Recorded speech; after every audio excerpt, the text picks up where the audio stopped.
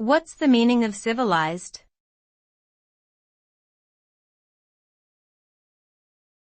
Civilized.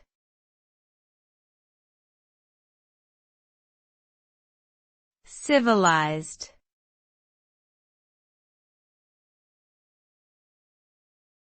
Civilized.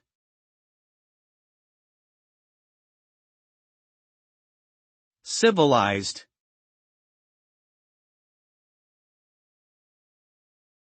The term civilized refers to a state or condition of being advanced in social, cultural, and technological development. It implies a level of sophistication and refinement in behavior, ethics, and communication. A civilized society is characterized by organization, respect for the rule of law, and an emphasis on education and intellectual pursuits.